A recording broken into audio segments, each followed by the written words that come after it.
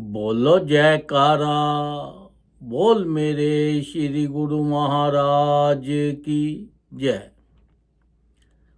सौभाग्यशाली प्रेमी गुरमुखो, संत महापुरुष हमें बार बार फरमाते हैं कि ज़्यादा से ज़्यादा नाम जपो, ज़्यादा से ज़्यादा सेवा करो, क्योंकि जितनी हम सेवा करेंगे, जितना ज़्यादा नाम जपेंगे, उतना ही वो हमें इस काबिल बना देंगे कि हम संसार में कहीं पे भी जाएं, हमारी हर जगह इज्जत मान हो, हमें संसार के भी सारे सुख मिले और परलोक के भी हमें सारे सुख मिले। अब देखो, नदी के किनारे एक पत्थर पड़ा था। नदी के किनारे एक पत्थर पड़ा था। उस पत्थर पर लोग जाते थे, बैठते थे, पानी में हाथ पांव धोते थे, करते थे, अपना आनंद लेते थे। उसी पत्थर पे धोबी जाता था और अपने कपड़े धो के लाता था। और उसी पत्थर पे छोटे छोटे बच्चे जाते थे, वो पानी के साथ खेलते थे। और दुनिया जाती थी, पत्थर पे बैठती थी और खूब एंजॉय लेती थी। एक बार एक शिल्पकार की निगाह उस पत्थर पर पड़ी। वो पत्थर को वहाँ से उठा के तो अपने स्थान पर ले गया। उसने उस पत्थर को छेनी और हथौड़े के साथ ऐसा तराशा कि उसके भगवान की उसने मूर्ति बना दी, और वो पत्थर जो था पूजने लायक हो गया। जो भी आए उसको पत्थर को पूजता था।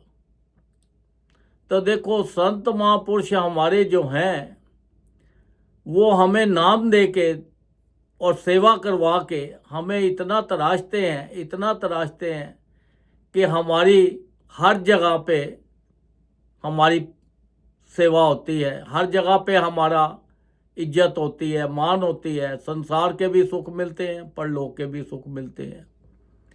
देखो, संत महापुरुष फरमाते हैं कि अगर आपके ऊपर कोई दुख आता है, कोई परेशानी आती है, तो आपने घबराना नहीं है। आपने सेवा करने से पीछे नहीं हटना, नाम जपने से पीछे नहीं हटना, क्योंकि ये जो संसार के अंदर जितना भी आपके ऊपर दुख परेशानी चीज़ें आती हैं, ये संत महापुरुष आपको तराशते हैं। वो इस काबिल बना देते हैं कि आप कितना भी कठिन समय आए, फिर भी आप नाम जपते रहें। क्योंकि देखो, जैसे एक छोटा बच्चा होता है, वो स्कूल जाता है, वो स्कूल जाने से मना करता है क्योंकि उसका पढ़ाई में दिल नहीं लगता। अब बार बार उसको धक्के से उसके माँ बाप भेजते हैं और जोर भी लगाते हैं, डांट भी पड़ती है कि चल भाई पढ़ पढ़ पढ़। उसको खूब पढ़ाते हैं, लिखाते हैं, तो बड़े होके देखो वो एक बहुत बड़ा ऑफिसर बन जाता है, एक साइंटिस्ट बन जाता है। क्योंकि जो शुरू के अंदर तकलीफ भोग लेते हैं, वो सारा जीवन अपना आनंद लेते हैं। जो बच्चे पढ़ते नहीं हैं, वो शुरू में अपना इधर इधर घूमते रहे, आनंद लेते रहे। उनके पेरेंट्स ने उनका ख्याल नहीं किया, वो कहते हैं बच्चे हैं, कोई बात नहीं, बच्चे हैं, मौज लेने दो। तो वो सारी ज़िंदगी उनकी ऐसे ही कटती है। तो ऐसे ही संत महापुरुष हमें बार बार जोर देते हैं, अभ्यास करो, अभ्यास करो, अभ्यास करो हर वक्त। क्योंकि उन्होंने देखो हमारे लिए सत्संग आश्रम इतने बना दिए हैं, साधन इतने बना दिए हैं कि वो कहते हैं बार बार सत्संग सुनो। क्योंकि जितना आप सत्संग सुनोगे, उतने आपके विचार अच्छे होते चले जाएंगे। आपको ये महसूस हो जाएगा, पता चल जाएगा कि संसार क्या है। क्योंकि जो संसार देखने में बहुत खूबसूरत है, बहुत अच्छा लगता है, पर संसार एक दुखों का सागर है। तो इसलिए संत महापुरुष फरमाते हैं कि जो नाम आपको दिया है, ये दुखों के सागर से आपको पार लगा देगा, आपकी 84 लाख कट जाएगी। ये जो संसार है, हम कहते हैं कि देखो हमें धन दौलत मिल जाए, हमें संसार की चीज़ें मिल जाए, हमें और कुछ मिल जाए तो हम सुखी हो जाएंगे। तो इससे हमें सुखी नहीं मिलता। हमें फीलिंग होता है। अब देखो कि आप संसार के अंदर जब घूमते हो, कहीं परदेश जाते हो, तो आपको कितना आनंद आता है, क्योंकि आप थोड़े से टाइम के लिए वहाँ गए होते हो और आपको कोई भी चीज़ अपनी फीलिंग नहीं होती। आप तो यही सोचते हो कि देखो हम परदेश में आए हैं, यहाँ का आनंद लेना है। आप वहाँ का आनंद लेते हो, मौज मस्ती मारते हो, खूब अपना करते हो, फोटोएं खिंचाते हो, वीडियो बनाते हो और कई कुछ करते हो आप। तो ऐसे ही ये जो संसार है, ये संसार आपके सुखों के लिए बनाया है। ये आप इसके सुख भोगो, सो इसका एंजॉय करो, इसको अपना मत समझो, इससे प्यार मत करो। ये सोचो कि हम थोड़े से टाइम के लिए आए हैं, तो हमें सबके लिए अच्छा सोचना है, अच्छा करना है, किसी की निंदा चुगली नहीं करनी और ज़्यादा से ज़्यादा भजन करना है और संत महापुरुषों का हुक्म मानना है। जो उन्होंने उनके बनाए हुए नियम हैं, वो नियमों का पालन करना है। श्री आरती, पूजा, सत्संग, सेवा, सिमरन और ध्यान जो श्रद्धा सहित करे, निश्चय हो कल्याण। संत महापुरुष फरमाते हैं कि जिस परिवार के अंदर ये 5 नियमों का पालन होगा, वहाँ पे संसार के सारे सुख अपने आप चले आते हैं। वहाँ पे दुखों का नाश हो जाता है। संसार के दुख उनको नहीं आते, शारीरिक दुख नहीं आते।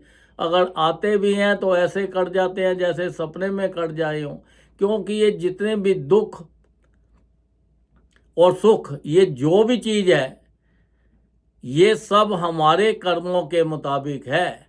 अगर हमने किसी का बुरा किया, तो आप ये सोच लो कि आपने उसको जो दुख दिया, तो आप भी दुख भोगने के लिए तैयार हो जाओ, क्योंकि उसका फल जो है, जो आपने दिया है, वो आपको वापस तो ज़रूर मिलेगा। जैसे कुएं में आवाज़ लगाओ तो क्या होता है, जो आवाज़ देते हो वही आपको आवाज़ वापस आ जाती है। तो इसलिए संसार के अंदर अगर सुख पाना चाहते हो, तो दूसरों को सुख दो, इज्जत करो सबकी, अपने से बड़ों की इज्जत करो, अपने छोटों को प्यार दो, सबको, किसी को बुरी निगाह से मत देखो, किसी को अपना दुश्मन मत समझो। अगर तुम्हारे साथ कोई बुरा करता है तो करने दो, क्योंकि ये तो एक पोल्यूशन फैला हुआ है संसार के अंदर। ये भी एक पोल्यूशन है, जो कोई किसी को देखकर खुश नहीं होता। लोग अपने दुख से दुखी नहीं हैं, दूसरे के सुखों से ज़्यादा दुखी हैं, क्योंकि ये पोल्यूशन कभी कम नहीं होगा। अगर हम चाहें ये कम हो जाए तो नहीं, ये गुरुमुख ही जानता है। ये संत महापुरुषों की ही अपार कृपा है, तभी वो बार बार जोर देते हैं, सत्संग पे जाओ, सत्संग पे जाओ, सत्संग पे जाओ। क्योंकि सत्संग पे जाओगे तो आपके विचार अच्छे हो जाएंगे और आप हमेशा अच्छा सोचोगे। नाम जपोगे तो आपका, देखो, आपको सिवाय नाम के और किसी चीज़ का आपको अच्छा ही नहीं लगेगा। क्योंकि ये जो संसार है, संसार के अंदर हम ये तो सोचते हैं कि ये हमारी रिश्तेदारी है, ये हमारा परिवार है, ये घर है, ये चीज़ें हैं, ये नाम की हैं सब। ये भी जो हम परिवार बनता है, कोई औरत बन के आ जाती है, कोई हस्बैंड बन के आ जाता है, कोई बेटा बन के आ जाता है, कोई बेटी बन के आ जाता है, कोई माँ बन के आ जाता है, कोई बाप बन के आ जाता है। ये सारे रिश्ते हमारे कर्मों के हैं। ये हमारे एक जन्म का कर्म नहीं है, ये हमारे कई जन्मों के कर्म हैं। अब देखो, कोई तो अपने माँ बाप की इतनी रिस्पेक्ट करता है और कोई अपने माँ बाप को क्या उनका बुरा हाल करता है। तो ये जो है विधि का विधान है, जो भी होता है उस परमात्मा पे छोड़ दो। बस तुम्हारा एक ही विचार हो कि मुझे ध्यान भजन करना है, ध्यान करना है। क्योंकि भगवान जो है, हम जिसको बार बार ढूंढते हैं, भगवान कहीं बाहर नहीं है, भगवान हमारे अंदर ही है। क्योंकि जो संत महापुरुषों ने हमें नाम दिया है, वो नाम का मतलब ही यही है, जो तू है वही मैं हूँ। हमें अपने अंदर उनको ढूंढना है। ऐसा नहीं है कि देखो, एक बार एक बच्चा था, उसका कमरे के अंदर एक खिलौना गुम हो गया और बाहर आके वो ढूंढता रहा। और कोई संत महापुरुष निकले तो उन्होंने पूछा, भाई क्या बात है, क्या ढूंढ रहा है, बड़ा परेशान हो रहा है। वो कहने लगा, महाराज मेरा खिलौना गुम हो गया है। तो मैंने तो सत्संग में ये सुना था कि कोई भी चीज़ अगर आपकी गुम हो जाए तो वो रोशनी के अंदर आप ढूंढो तो आपको रोशनी में मिल जाएगी। तो उन्होंने पूछा, कहाँ खोया था? उन्होंने बोला, मेरे रूम में खोया था तो मैं बाहर ढूंढ रहा हूँ। उन्होंने बोला, फिर रूम के अंदर आप जाओ, आप बाहर क्या ढूंढ रहे हो? रूम के अंदर गए तो उन्होंने अपना वो दिया जलाया और रोशनी हो गई और उसको चीज़ मिल गई। तो ऐसे ही हम जो उस परमात्मा को पाना चाहते हैं, परमात्मा बाहर कहीं नहीं है, वो हमारे अंदर है।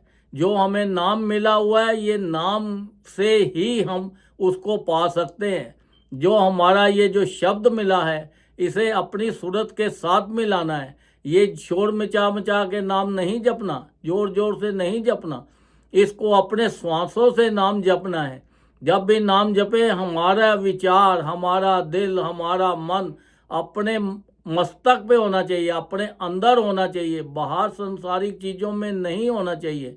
क्योंकि हमारा जब भी भजन बैठते हैं तो हमारा ध्यान संसारिक चीज़ों में लग जाता है। कभी परिवार में आ जाएगा, कभी बिजनेस में आ जाएगा, कभी और कहीं चला जाएगा, कभी दफ़ा बचपन की बातें ही याद आ जाएंगी। तो ये चीज़ों को दूर करना है। ये जो चीज़ें हैं हमारे साथ घेरा डाल के खड़ी है, क्योंकि ये हमें छोड़ती नहीं है।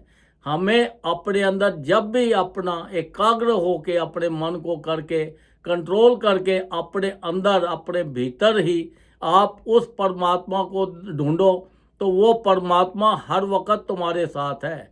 वो दुख में भी आपके साथ है, सुख में भी आपके साथ है, हर कदम कदम पे आपके साथ है।